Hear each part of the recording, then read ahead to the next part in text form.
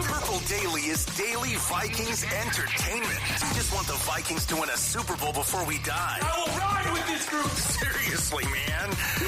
Please. And away we go. And some fun, I don't know if it's breaking for the Vikings. It's definitely breaking Packers news that may pertain to the Vikings on this Monday edition of Latest Vikings News. Latest Vikings News. That's right.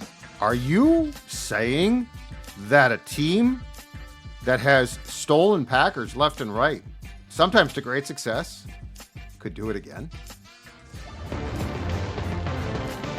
I love Vikings news. Let's talk about it after we say hello to Quick Trip to start our week here on Purple Daily, Judd. Absolutely. In fact, guess what, folks? You can now gear up for Quick Trip's Mountain Dew Quick Climb, where each sip is going to get you closer to the summit. Now through August 17th, play each day for free in the Quick Rewards app, and you get bonus points with every eligible item that you grab. Ice cold Pepsi, Mountain Dew, hydrating Gatorade or Propel. I could go down the list, including Rockstar. Grab one of those with hot food and earn 2 bonus plays. Every week, someone's cashing in, and each week, the prize climbs by $5,000. The one player who reaches the top is going to win, get this, boys, $250,000 in cold, hard cash. Open your Quick Rewards app. Get climbing for your chance to win again with Quick Trip and Mountain Dew. No purchase necessary. See full rules at quicktrip.com/sweepstakes. Let's party. Hey, is that some Vikings news I see? It might be. Let's start here. And by the way, minicamp, mandatory minicamp. We'll get a couple preview items from Judd's camp notes here before he heads out there with some SPF 5000 tomorrow. Oh, tomorrow, yeah. Tomorrow's supposed to be hot. I'll have it. This multicolored pen. Yeah. And a multicolored pen. God. I don't think I've used one of those since like the 8th grade. I don't think I've seen one of those and since then. I broke it out for the 2 games that I attended for the Twins Jays series, sitting by Dex on Sunday. And I'm going to tell you right now, makes it easy to read the scorecard. Little strikeouts in red. So you kind of like you did some it was like your own OTA basically, kind of testing out the pen I was before working you on go it. to Vikings camp. I haven't used one in ages. Yeah, because you don't want to like use it for the first time at mandatory minicamp, Judd's camp notes, and all of a sudden things go haywire. The Twins got it first, and now I feel like it was a great refresher course. Yeah. So the Packers are releasing Jaire Alexander. I would say frequently star cornerback, although he barely plays the last couple years. Yes. So there's a lot to unpack here. Matt Schneidman from The Athletic, who covers the Packers, said the two sides couldn't agree on a restructured contract. So Brian Gutekunst, the Green Bay Packers general manager, his first ever draft pick, will choose his next team as a free agent because he's just going to be available here to sign wherever he wants to. So he's kind of shockingly still only 28 years old. Feels like that dude's been around forever. Mm-hmm. He has suffered a ton of nagging injuries over the past few years. Groin, back, shoulder. I think it was a PCL, like knee injury last year that caused him to play only 7 games. He's had some weird behavioral stuff, like that one time where he just kind of walked out for the coin toss despite not being a captain against Carolina. And almost botched it. Mm-hmm. If I remember right, they flipped the coin. The Packers won the coin toss, and he said like something like, "We want our defense out there," and the ref's like, "That's not one of the options. You can either accept or defer." I mean, you could. I guess it is an option, but then your defense will be out there for both halves to start it. Say it. And he got suspended for the Vikings game because of that. There's been some other stuff too, but when he's been healthy, he's been regarded as one of the better cover corners in the NFL over the last handful of years. He's a 2-time first-team All-Pro. He was a second-team All-Pro. So, I don't know, he's out there. The Vikings cornerback room right now is Byron Murphy Jr., for sure starting. Isaiah Rodgers, who they seem to love, but has never played, like 1,000 snap workload. Mekhi Blackman, who they really like, but again, coming off an injury. Mm-hmm. Jeff Okudah, currently a bust. They're trying to work him through Brian Flores' cornerback rehab school, and then some other depth guys. But what is your level of interest in Jaire Alexander? Okay, so the off the field or the on the field weird stuff concerns me quite a bit because it's just so like erratic. But if he was willing to sign the right contract, and by that, and here's the problem, I don't think he probably is, but if he was willing to do a deal, a short term deal with me, I would have interest because I think the Vikings' feeling is that the cornerback room is not as big of a question mark as we think outside the building. But that being said, when I go to OTAs and I've got the pen and the notebook, and Jeff Okuda is playing substantial first team snaps, I'm also like, well, this is basically a work in progress, just a shot that you're taking. So if Jaire Alexander wanted to join the let's get even with the Packers camp by going to the Vikings and would do a contract that is the Vikings I wanted, I'm interested. If he's looking for a multi-year deal though, that he thinks is competitive because he's a really good player, but to your point before, Phil, he's played 14 games combined in the past 2 years, then I'm probably completely out. I'm all in on this. I think this would be a great addition. Number one, it's still a weakish room. Jaire would love to stick it to the Packers. Would absolutely love, and I think will prioritize signing with an NFC North team over just next to anyone. I think he would really like to stick it to Green Bay. I know him and Jefferson have gone at it in the past, and there's been a lot of talking off the field at both. I feel like Jefferson has handled that more professionally than Jaire Alexander has. And if those two could coexist in a room together, great. Maybe at the end of the day, they're just extreme competitors, and it's fine. But I think this would be an awesome addition. And I'm not saying give him a ridiculous bag. He got released on June 9th. He's in no position to get a life-changing contract right now. But in terms of bringing him in, I'd be all aboard. Yeah, I'm with Declan. All for this, provided a couple different things. Number one, he is a little bit of a quirky personality. He's gone rogue a couple times. There's been some weird interviews too. We'd have to kind of dig through some of this to find. But there's been some stuff there, like personality-wise. So I think my first question would be, have the Vikings built a solid enough locker room and culture with the Harrison Smiths, the Byron Murphys, specifically on the defensive side? Would he clash with Brian Flores? Because Flores runs a particular defense, and Jaire Alexander would have to sort of fit into. Now, I think in this defense, hey, man, you're going to be an outside cover corner. Don't worry about anything else. You're not going to be showing blitz very much. We're not going to have you in the box. We've got Josh Metellus for that. Byron Murphy Jr. Has shown in his career that he can line up in the slot too. So like you just worry about being an outside cover corner. So I think you could make it pretty easy for him. The other thing would just be how much does he cost? Right. Because I'm not paying full price. If you look at some of the top cornerbacks on the market, we're talking like $25 million a year. If he were playing at the level that he does when he's healthy for a full slate of games, he would be in the mix for one of the top 2 or 3 cornerback contracts in the league. So how would you go about sort of prorating what he deserves to be paid based on how often he's actually on the field? So if you can come to terms and say, all right, we'll bring you in here, and if you want it to just be like a 1-year kind of make good, and then you show that you're healthy and productive and then hit the market, you want to use us for a year, I'm in. If he wants to sign a reasonable contract that has like maybe 2 years worth of guarantees, but it's not a top 5 cornerback contract, I think I'm in on that too. But if you're planning on making a run in the playoffs, I don't think you can go in hoping that Isaiah Rodgers can play a full season as a starter, hoping that Mekhi Blackmon can jump in first full year as a starter.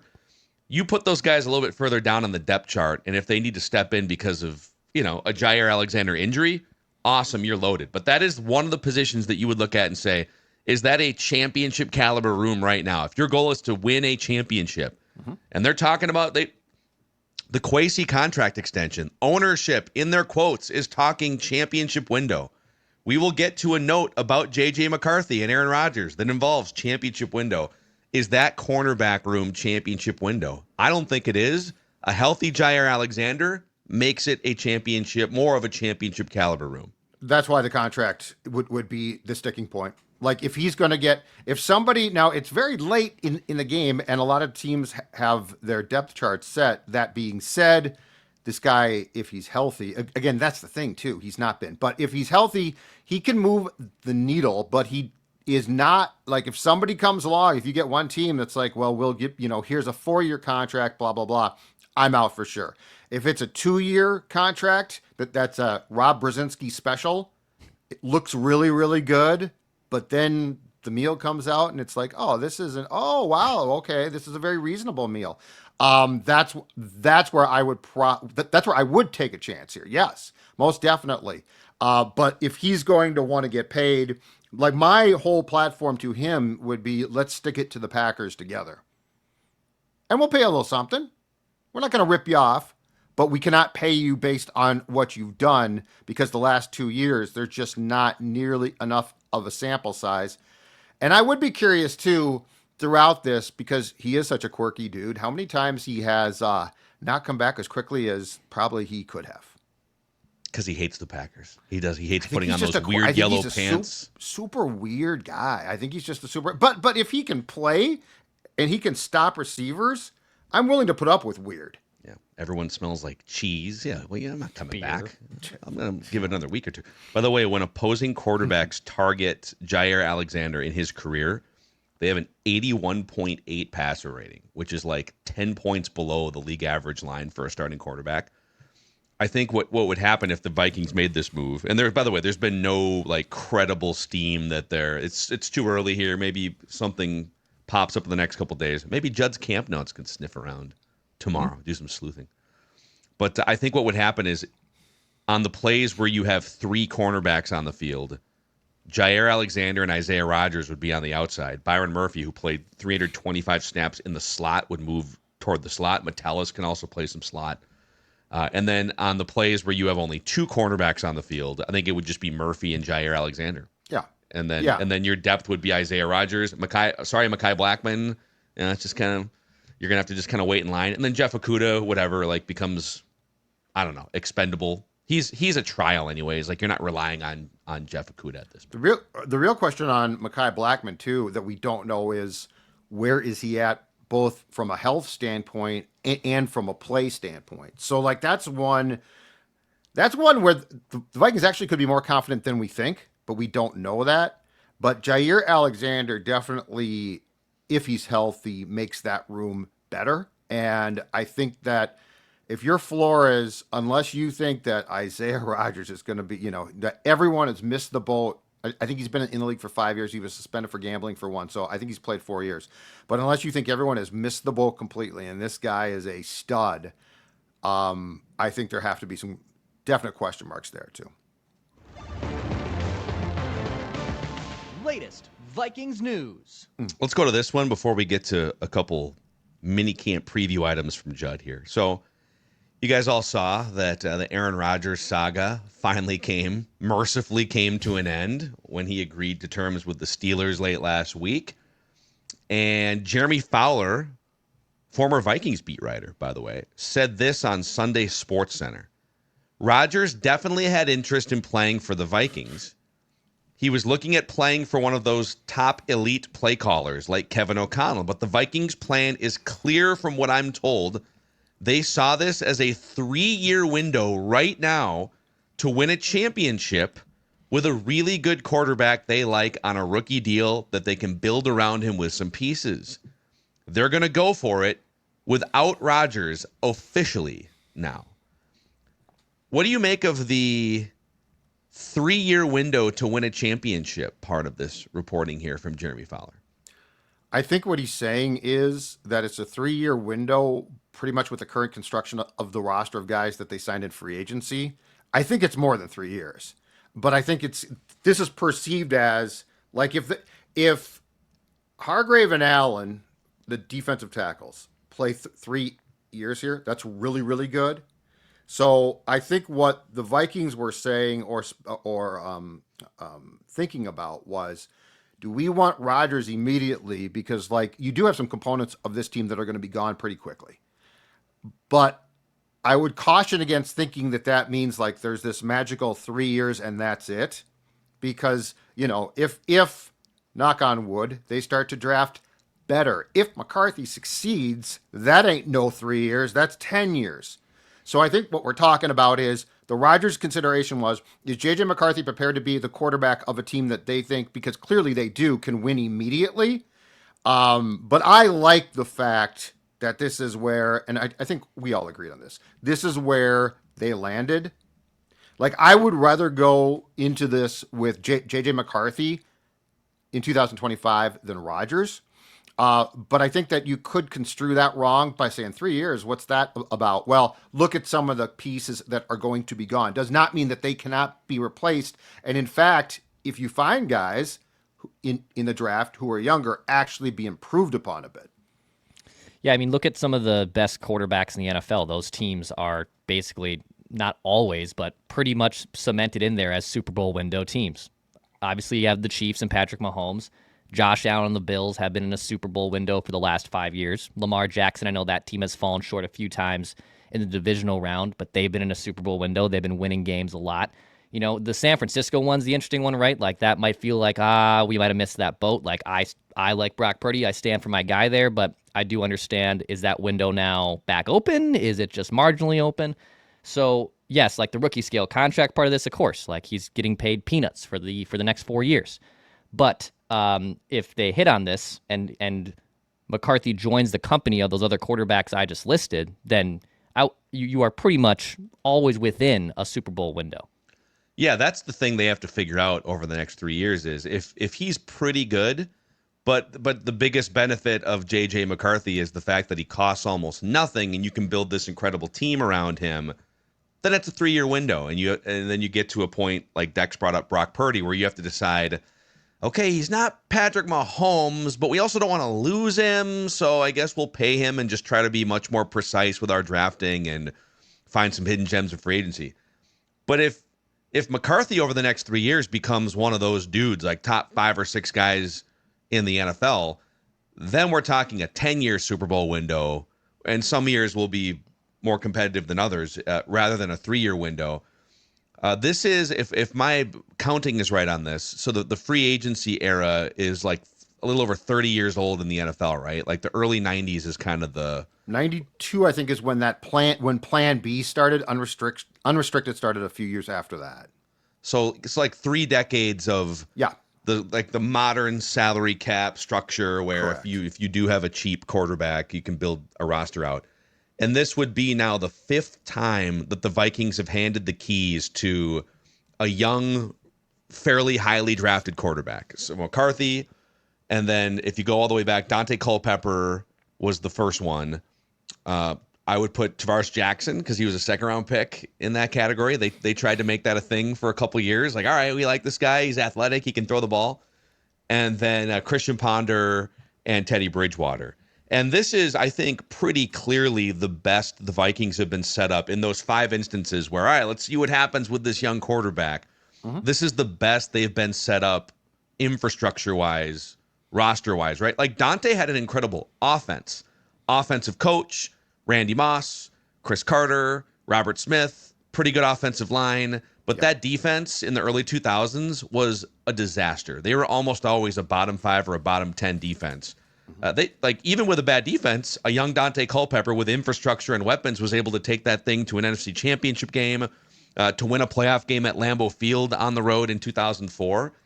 And even the worst case scenarios among those examples, like Ponder's one of the worst relative to draft position quarterbacks in the history of the NFL.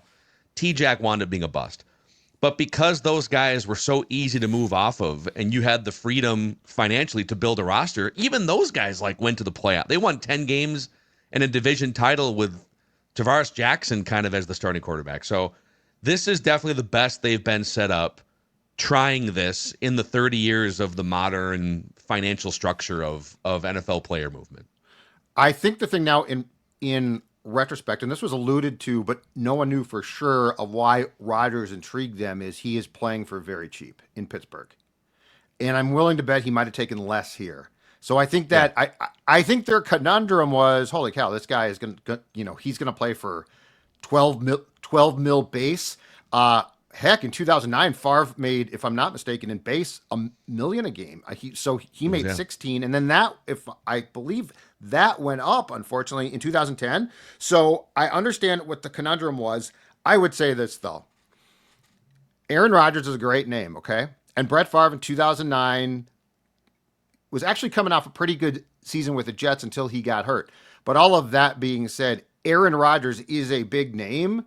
But you also had to take a step back and say, hold on a second here. This guy 2 years ago tore his Achilles.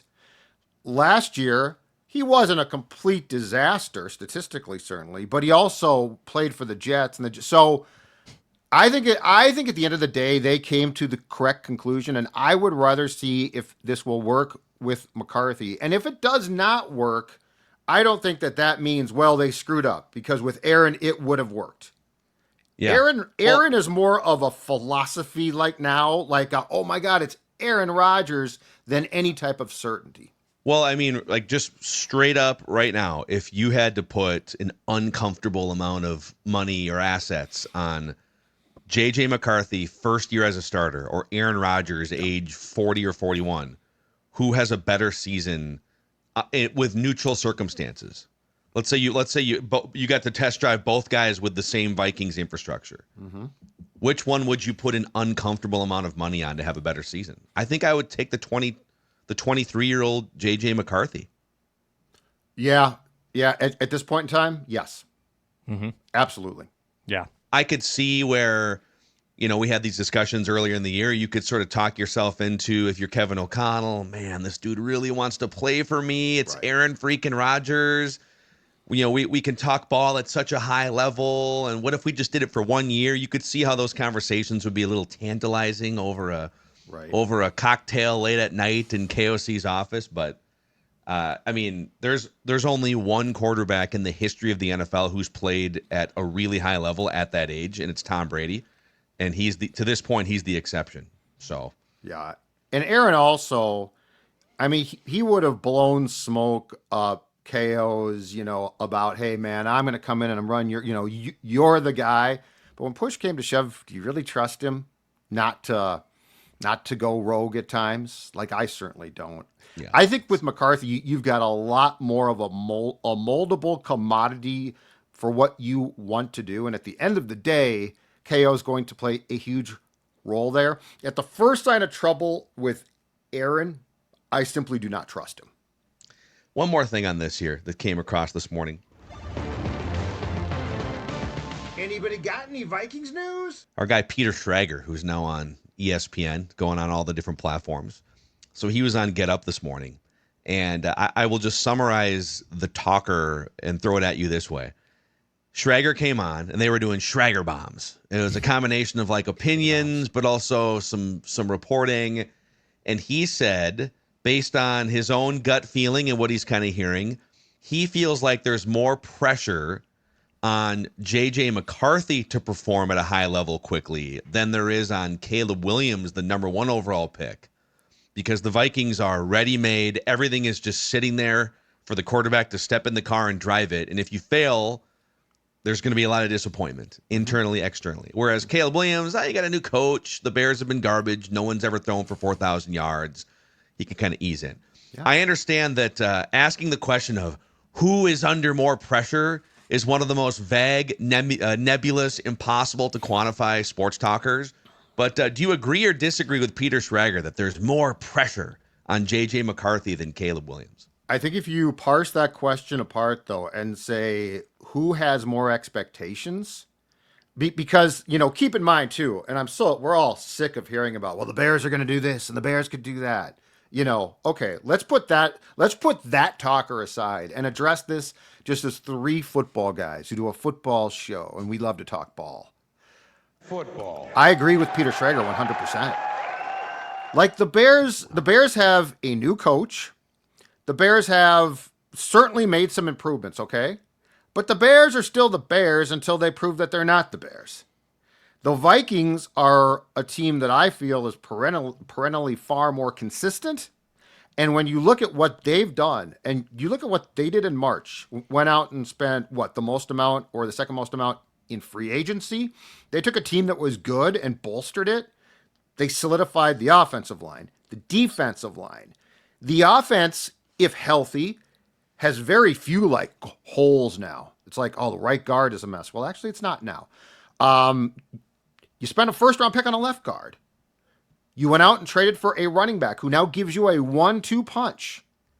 I think Schrager's 1,000% correct. I think the expectations should be far more on JJ McCarthy than Caleb, because there's a lot of things surrounding the Bears that we still don't know. I feel like the Vikings have put JJ in a huge position to succeed. What's hilarious is all year last year, everyone, when they were watching Darnold play out of his mind, was like, this isn't real. This isn't real. And then they let Darnold go, and they give the keys to a quarterback who hasn't played a snap in the regular season, and they let Daniel Jones also walk out the door. So because they haven't seen anything from McCarthy, and they did see, a disappointing season, certainly from Caleb Williams' rookie year, I think it's going to be very easy for pundits to say, well, they just should have brought back Sam Darnold. They should have just brought back Daniel Jones, because that's just the easy cop-out for national people to look at the situation. So I would probably lean that I agree with Schrags that it's probably more pressure on McCarthy to perform than Caleb right away, or Caleb in his second year. Sorry. Yeah, I mean, I guess like there's higher expectations in some ways for the Vikings because they won 14 games. They've got great infrastructure, but also the betting markets have the Chicago Bears either neck and neck or in some cases above the Vikings. And it is a market that they've been firing coaches and front office people and cycling through quarterbacks. So just the sheer number of people that are going to be furious if the Bears fall. It's not like there's a bunch of patient fans and media there in Chicago just waiting to be like, oh, you guys only won 6 games and the quarterback took 100 sacks again. Everything's fine. So, yeah, this is, again, a nebulous, hard to quantify, kind of dumb sports argument. But there's pressure on both organizations. Both organizations should be competitive to maybe even contenders in the next 2 years. I feel like if you did one of the Mike Sando polls, though, where you called a bunch of GMs and coaches and anonymously got their thoughts, I think they would say McCarthy. Because, yes, you're right, Phil. Like the national pundits, I mean, they're all on the Bears. So it's like, yes. And the betting markets have sort of taken what the national pundits say and pumped the Bears' tires. But I feel like if you called teams and said, because when you look at what the Vikings have done, like the Vikings aggressively are going for it. There is no way that you could tell me, like the Bears are trying to improve. They're literally just trying to improve. The Vikings are going for it. This is a roster that is ready to rock right now. Like there's no like, well, you know what? They're going to be good in 25, but wait till 27. This is now a roster that is prepared to contend and win playoff games. So I think among those who know ball, and that's this show, and that's you folks out there, really knowers of ball, would say, yeah, the expectations that McCarthy's going to step in and guide the ship, which, by the way, I think he can do, are pretty high. Caleb's sort of this flighty character who's playing for this team that you hope can be respectable. And then of course, the national folks are all like, respectable? The Bears are going to win the Super Bowl, damn it. It's like, okay, just calm down. You don't know ball like we know ball. That's a casual take. The casuals think the Bears are the pop-up team, but the ball knowers know that the Vikings are 2 or 3 wins displaced in the over-unders going into the You play the football sounder on a show that's for ball knowers. Football, yeah! That's right. By the way, I don't know if you saw this, Mike Sando actually did his Minneapolis North Loop restaurant tiers today. And in that tier 1 was Butcher and the Boar. Of course it was. It's crazy you brought up Mike Sando. Of course it was. And I'm sure he talked to a bunch of executives for restaurants off the record and said, give me a good tip. And what they said was, okay. I like my restaurant, but let me tell you about the Butcher and the Boar in the North Loop, Mikey. A new patio at this place is basically that's unbelievable. It's a huge patio. It's absolutely fantastic. Perfect for dining. And also, if you're going to a ball game, you're going to a Twins game, guess what? Sit on the patio and enjoy the weather and enjoy a great drink, the craft cocktails. We're talking also as far as the food goes. And we all know it's fantastic. House smoked meats, hand-cut steaks, fresh seafood. Again, that fantastic cocktail list. Southern-style hospitality. Butcher and the Boar among the top rankings. North Loop, Check it out. Wow, as I'm going through The Athletic, it looks like he also did moving company tiers in the Twin Cities and Upper Midwest. Looks like Two Men in a Truck is up there pretty high, too. Tier 1, Dex. Great. That's right. Mike Yeah, Sando, wow. You talk about Super Bowl windows. It's with my friends at Two Men in a Truck. They're going to figure out the best ways to obviously get your stuff in there safely and effectively. Go to twomeninatruck.com to get your quote today. What they quote is what you pay. No weird hidden fees or service charges. They're in to just make sure that move goes smoothly. Don't have to worry about hiring your friends or figuring out your own truck rental or figuring out who even has a truck you can use. The experts at 2 Men in a Truck have all different sizes of trucks that will help you out. Tell them that Purple Daily sent you. Go to twomeninatruck.com. So much Vikings news. So tomorrow is day one of mandatory minicamp. Most of the key figures, if not all of them, have shown up for the voluntary portion of most OTAs because this is a tight-knit, glued-together football program where guys are all in. They're not looking to be on boats with models and things like that, at least not until their off day. So, Judd, give us a couple things that Judd's Camp Notes is looking forward to here for this 3-day mandatory minicamp. So, since we opened the show discussing it, I'm going to skip the cornerbacks because we've talked about them because that's a big one. That's a big one. But let me tell you two more, starting with this. Defensive line. Not the starters. Allen, Hargrave, Phillips. They are going to start. But what this really does is the Vikings now have put the potential rotation, the wave process in place, which means you want to develop guys. Those three are 32, 30, and 29. So they're not young. So they cannot play all the snaps, okay? So what I'll be keeping my eye on is, so they've got 11 defensive linemen on the roster. Who looks like they're prepared to step up to be very solid, frequently used rotational players? I'm going to give you some names here. The first one, a guy that they liked a lot, Jalen Redmond, who only played at the end of the day 18.3% of the defensive snaps last season. He had a sack. He's a guy that they really like. So he's the first one. The second one, nose tackle, Taki Taimani. 6.1% of the snaps. He got hurt as well. I think that they like him.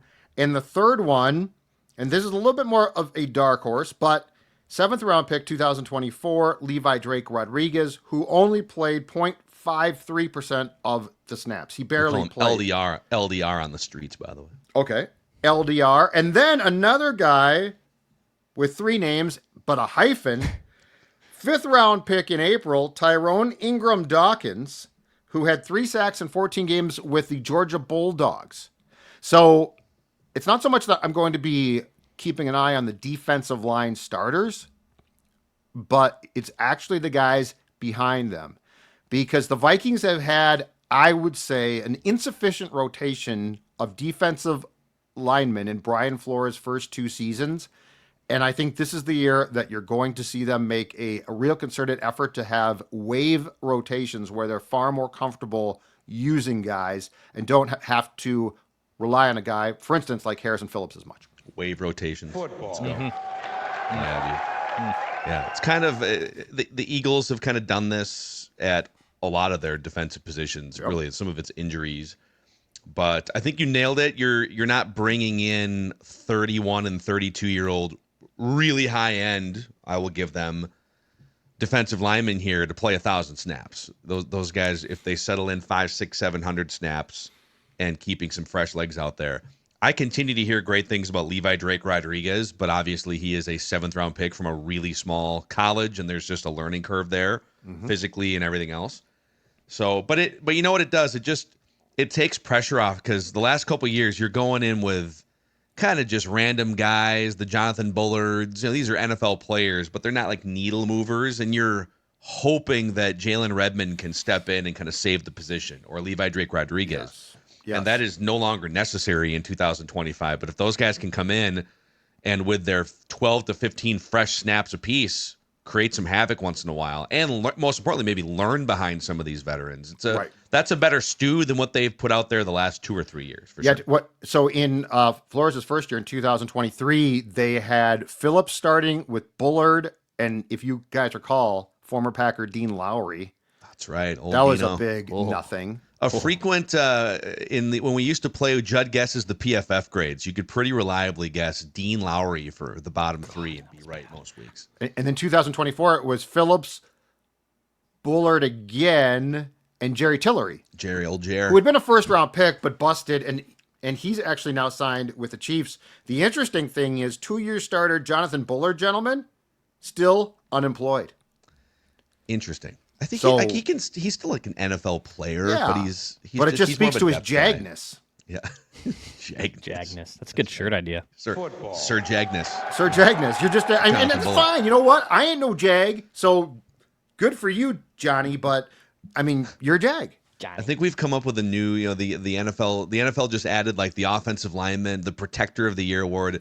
We need like a Sir Jagness or an all Jag team, where it's An like you guys are all-Jag team NFL would- players, but you. An all Jag team is actually a great freaking idea. You could easily do one. We should do it on Purple Daily NFL Takes. The 2025 at the end of the year all Jag team. 2000, so a 25-year all Vikings Jag team.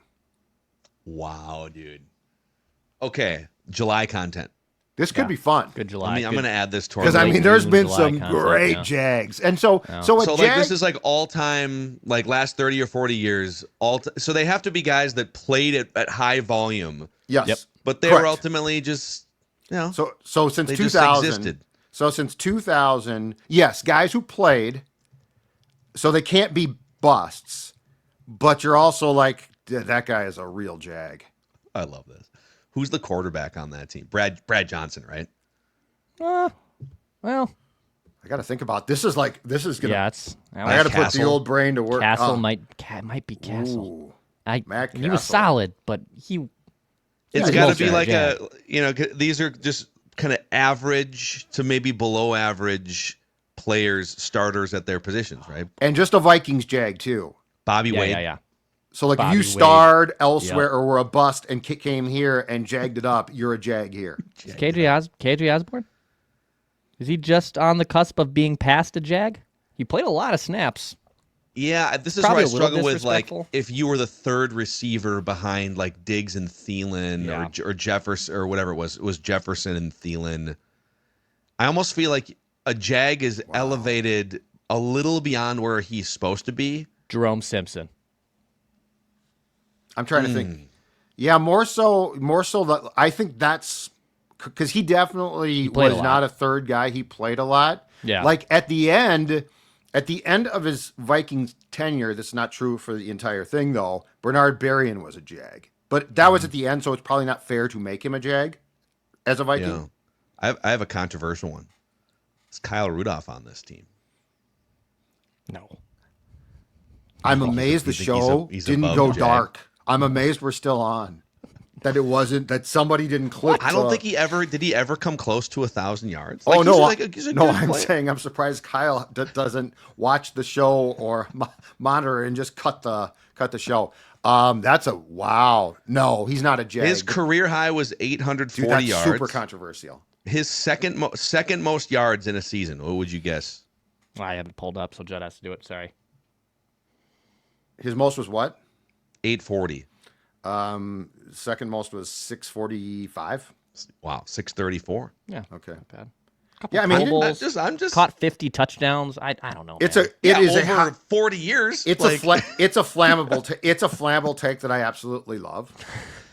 This is one of the greatest episode ideas that you have ever come We're up gonna with. fight. This will be great. It's awesome. We each could do one too. Like bring three of them to the table. Yeah, I think it's like a And then fight about it. instead of like one person, Right. Because at some point you are going to do the top 20 current Vikings, and it'll be your list, and we can poke holes in it. I think this is more of a collaborative exercise where we literally spend an episode going position by position. We throw out the different candidates, each have a different. and then we come together as like a front office and pick the all-time all Jag team. This is great. So many linemen as well. Football. Oh my gosh. Do you have anything else on your mandatory minicamp preview? Oh yeah, I mean, yeah. My last one, backup QB. I will continue to pound this drum because I think it's important. And I know People feel like you're already beating a dead horse with this, by the way. But it's very important. We're not even at training camp yet. You want to talk about it's Well, but the it's third still week in August, it'll be right. beating a dead horse. Right. But I mean, do you think that KO thinks, oh man, it's just I mean, look, the reality is this, and this is the comment I bristle at, okay? So like this is my starting point of frustration. The comment of, well, if McCarthy gets hurt, it's over. Yeah, well, our guy Thor was banging that drum last week. And I'm going to go after him on Thursday, just like he went after our guy Ross Tucker, which I absolutely loved. He went on a show this morning. I know he did. I gotta listen to it. It's out already. Yeah, I saw it. Were you there when we were talking about this on Thursday and Friday?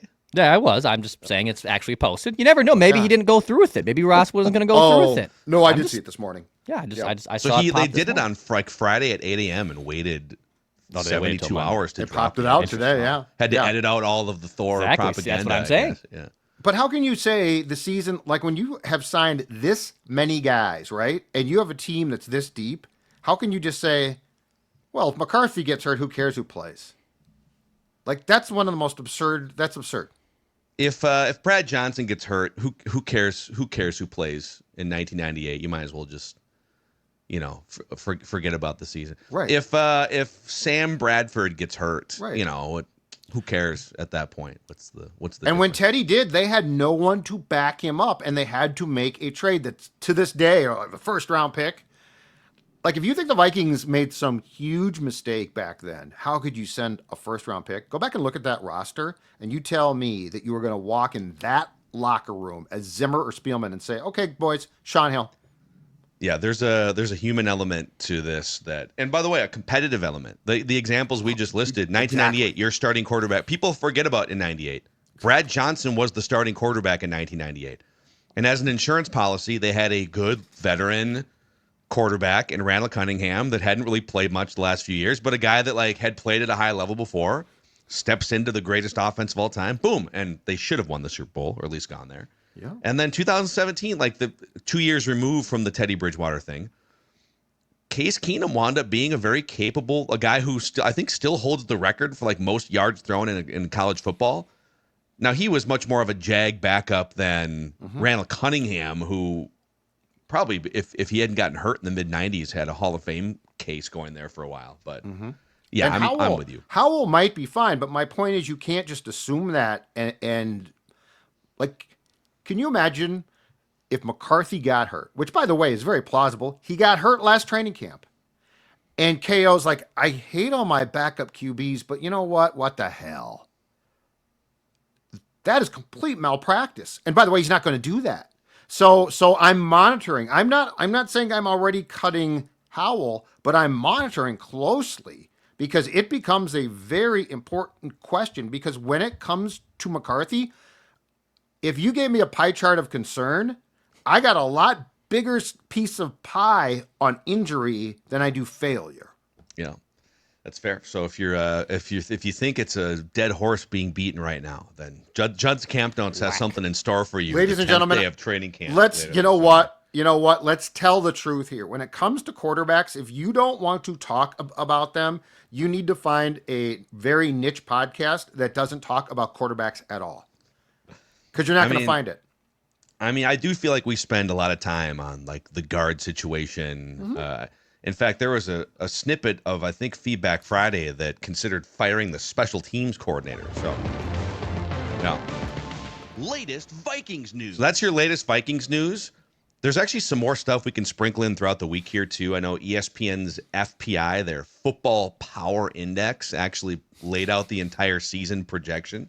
So we can do that at some point. But, Judd, it's your turn to deliver the hottest Vikings take of the week here, presented by Standard Heating and Air Conditioning, Dex. That's right. So it's a little cooler today in the Twin Cities, but we do have some sun on the way. You want to make sure that air conditioner is nice and tuned up and in a good spot. And your friends, my friends at Standard Heating and Air, can help you make sure that that is all taken care of. They came in to this house to make sure my HVAC and my air conditioner was in a good spot. So you should do the same thing. Don't DIY this type of stuff. Let the experts handle it. You can join their Smart Club too, which gives you priority booking and discount on repairs. So go to standardheating.com. Tell them that Purple Daily sent you. Go to Standard Heating for your air conditioning and HVAC needs. All right, Judd. What is your hottest Vikings take this week? All right, very, very simple, and involves the tight end position. My hottest Vikings take, assuming that everything goes according to plan with McCarthy, quarterback situation, is this. TJ Hawkinson will lead the National Football League among tight ends and receptions. Wow. Now, just for context, Brock Bowers of the Raiders last season led the National Football League with 112 receptions, which went for 1,194 yards and 5 touchdowns. But the more I think about this, I think that Hawkinson becomes a great outlet for a young QB. He's coming off a season in which he missed, the first 8 games? Substantial time. And he looked okay, but he certainly did not look completely back in the swing of things until late. I think that he is a very good option here. I think if you look at how the ball is going to be distributed, I think Aaron Jones is going to catch passes. Obviously, Jefferson, Addison, Naylor, I don't know. I think he's going to catch some touchdowns. But when I think about safety outlets, check downs potentially, easy targets, I think about Aaron Jones and Hawkinson. And I think that Hawkinson is going to be inspired to come back with a really good season because, again, he missed a large portion of 2024, came back a little bit rusty, picked it up a bit, but he certainly didn't have the type of season that we know that he's capable of having. I think he has that, and I think McCarthy's the perfect quarterback for that in his first year as a starter. It's a spicy take. It's definitely high on the temperature side, but the way you lay it out logically, a quarterback that absolutely targeted tight ends in Jim Harbaugh's system at Michigan, younger quarterbacks maybe move off of Kevin O'Connell's going to want him to hunt down the field. Yeah. But there's going to be some kind of rookie being sped up tendencies that lead him to the check down options. And then if you combine those forces of a young quarterback leaning on safety blankets, all those things, with some of the veteran tight ends who are Hall of Fame bound at some point, but are coming down the ladder, age, injury, productivity. Travis Kelce only caught 97 passes, 8.5 yards per reception last year. It was his, in terms of efficiency and just chunking yardage, probably his worst season since early in his career. George Kittle is going to be 32 years old, and he missed 2 games, but still only caught 78 passes last year. I think the 3 names that I wouldn't rule those guys out necessarily because they're 2 of the greatest tight ends of all time. But the 3 names that Hawkinson is going to be competing with for this crown, if he's in the mix, are Brock Bowers, who's probably number 1 right now, and Geno Smith should be the most capable quarterback that throws to him since he entered the league last year. Mm-hmm. I would put Trey McBride, who is second among tight ends in receptions, Arizona, good rapport with Kyler Murray. And then don't sleep on Sam Laporta with the Lions. The only thing with Sam Laporta is there's so many other weapons and options to get the ball in that offense. You got 2 running backs you're trying to feed. And a veteran you got Amon-Ra St. Brown. And a veteran quarterback who's maybe hunting for different opportunities for sure. Yep. So I don't know that he's going to step in and just catch 115 passes. But yeah, Hawkinson's in that discussion with 3, 4, maybe 5 other guys for sure. Mm-hmm. Jack, your thoughts? I like it. I know he came off the injury. I was definitely a little more down and sour on Hawkinson. Yeah. And this year, with him now being fully healthy and a full go, I want to see him catch a lot of balls, and I want to see him live up to this contract too. So I would say he's high on my expectations list of have to perform. Obviously, if TJ Hawkinson doesn't perform, the Vikings do not miss their Super Bowl window as much as the one with JJ McCarthy is. But he's under my microscope of, dude, it's time to show up and have a big season. All right. There's a little hottest Vikings take there from Judd. Let us know in the comments. Not flaming hot, but it's good. Spicy, as you said. It could be, if you really wanted to solidify it, you could make it a write that down prediction. I don't think anyone's done that one specifically. I did the trying to 1,000 yards remember. one, but I Yeah. don't think anyone's done the lead the tight end pool in receptions prediction. So, by the way, if you haven't already, click that like button and the subscribe button here on the Purple Daily YouTube channel if that's where you consume. If you're Apple, Spotify, you can help us keep growing this incredible community of Vikings fans with a 5-star rating and a positive review. And today is the first day that we start posting Flagrant Howls episodes on the Flagrant Howls new YouTube channel. So thanks to the 2,000 of you that have subscribed to that before an episode was even posted. It is off-season NBA and Wolves reckless speculation season, and I know we're going to dive into some Giannis trade ideas. So if you haven't gotten your reckless speculation fix through Purple Daily and you are a Timberwolves fan as well, check that out. We also have the Score North Twin Show YouTube channel, the Score North YouTube channel, and the O-Line Committee as well. So, all right, tomorrow we're going to go through a JJ McCarthy discussion and also a random Viking of the week before we send Judd's camp notes off to duty for the remainder of the week, where camp notes will be aplenty. Those new notebooks, Gonna break it out. the field tomorrow. goggles, field glasses, Oh yeah, hold on a second here. Wait, the hold on. SPF. I've got the small ones that I can All stick the around my small neck. ones. Yeah, I got these for Yeah. going around my. So ooh, Fully oh, wait, prepared. wrong Yep, way. careful. Okay, Yep, there you go. there we Well, go. Judd frivolously scribbles down notes and ignores the small talk conversations among his media I don't have time brethren. for that. Yeah, that's great. I don't have time for that. Okay. All right, he's the sports dad. He is mustached producer Dex. I'm Phil, and this is Purple Daily. We just want the Vikings to win a Super Bowl before we die. See ya.